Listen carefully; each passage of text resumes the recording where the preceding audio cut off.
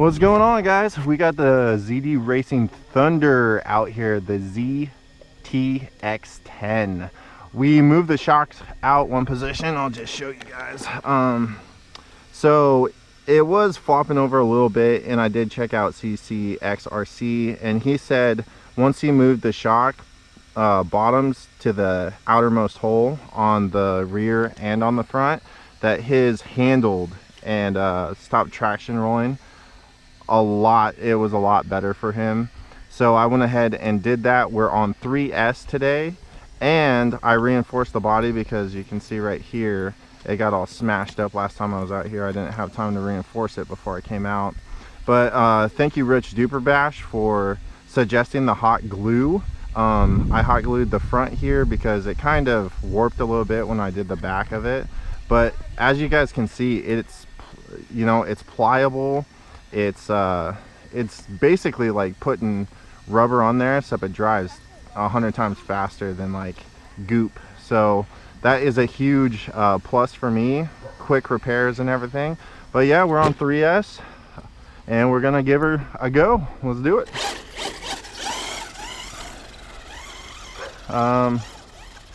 Doesn't seem overly faster. Oh, maybe it does. I don't know. I drive different RCs, so it always feels weird. I can tell you the suspension is working way better though already. Still a little bouncy, but it does seem to be planted down much better. And those tires work.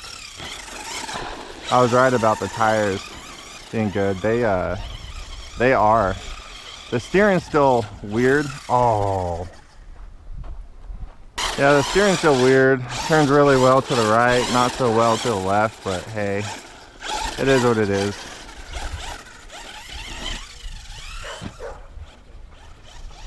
Still got the drag brake, as you can see. I couldn't find out how to really program the ESC. There wasn't really any information in the manual and stuff. It tells you about LiPo cutoffs and everything, but I couldn't find, unless I missed it or something, I couldn't find a good explanation on how to do that. It seems like my steering trim's off a little bit. Yeah, we're checking. So steering trim.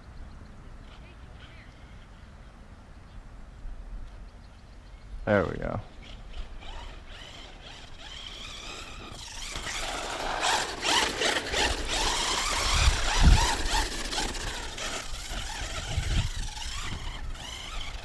Much more stable, definitely.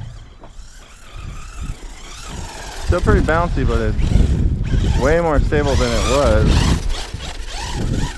And once again, it's the same day. I have to apologize for the wind noise once again because I forgot my little wind noise reducer thing today, which is a super bummer.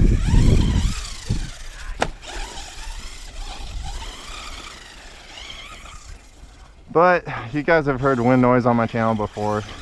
I apologize for it, but it's not gonna stop me from bashing.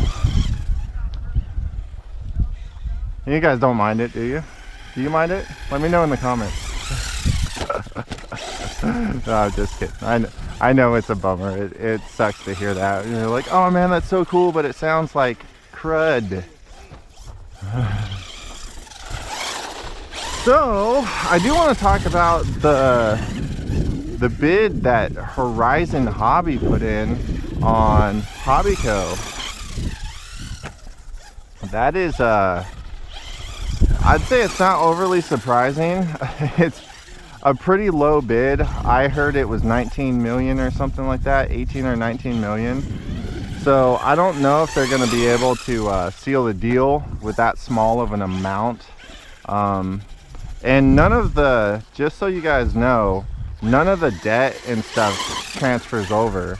Like, they don't assume any of the debt or liabilities or anything like that of the company's bankruptcy.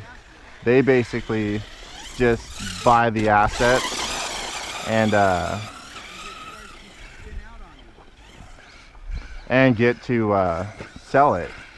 you know, so we'll see what happens with that. I don't think they're gonna steal it with a bid that low, but who knows, they might have bid more and just telling everybody that. They might throw in a secondary bid if somebody else steps up to the plate. I am going to have, since we're talking about that, and I am going to have a video talking about how like kind of what's going on in RC right now, because it seems like the bigger guys, I cannot get the steering trim good, but yeah, it seems like the bigger guys are struggling. Horizon Hobby, no, oh, like Horizon Hobby, I don't think they're struggling, but you know, people aren't overly happy with the stuff that they're coming out with lately. All the plastics, you know, not going the extra mile and putting, you know, more aluminum in there, or any aluminum for that matter, in some of their stuff. So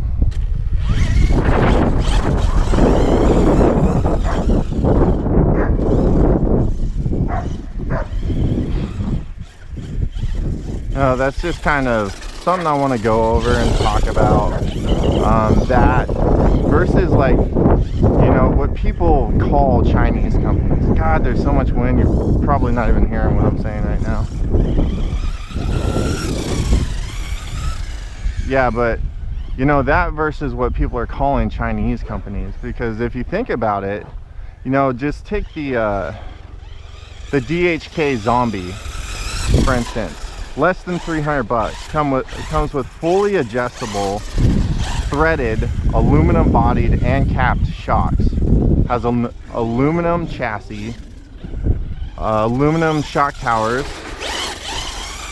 Comes brushless and 4S capable, 4-wheel drive with 17mm hexes. All of that for less than 300 bucks. I mean, that's outstanding. That is absolutely outstanding. Where you find, you know, vehicles from Traxxas and Losi or Horizon Hobby, they you know, they're coming with a lot of plastic, almost no aluminum, and you're paying, you know, a time and a half more for them than you would pay for the Zombie, you know, and that's for something that's not even 4S capable and doesn't come with a lipo. And you know, when people are first getting into the hobby, I understand, you know, people that have been in the hobby for a while and have their own lipos and all that stuff, and you know, it just kind of goes without saying, you know, you're gonna buy something a little bit higher quality that's not going to come with batteries, you know, maybe even get a kit that doesn't come with anything except for, you know, just the A-arms and diffs and all that stuff.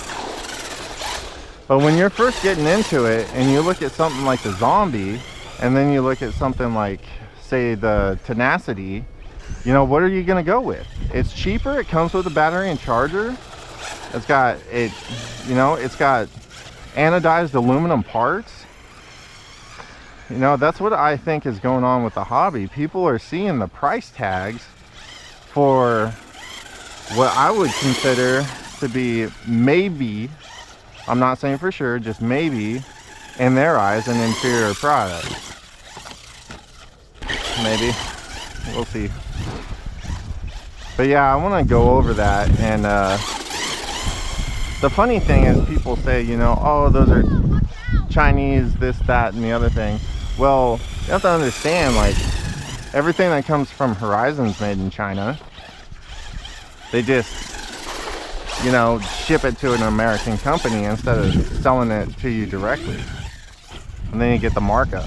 Well, everybody, that's going to be the 3S run of the ZD Racing Thunder ZTX-10. I'm pretty sure we're hitting thermal. It doesn't have nearly as much power as it did. And since we ran it hard on 3S, I'm going to go ahead and get some temps for you guys real quick. This thing did take quite a beating today while I was talking. Alright, so wow, awesome temps. Not even warm. Dang, this thing rocked it on 3S, no problem. Not even warm to the touch. I don't think there's anything broken. Everything seems okay. Like I said, that one bearing seems like it might be going bad, but that's not a big deal. Alright everybody, so thumb up if you liked the video, thumbs down if you didn't. Stay tuned to K.O.R.H Off-Road Hobbies. Subscribe if you're new here, and check out the description. We got a bunch of cool stuff coming at you. Alright, until the next video, we'll see you then. Peace.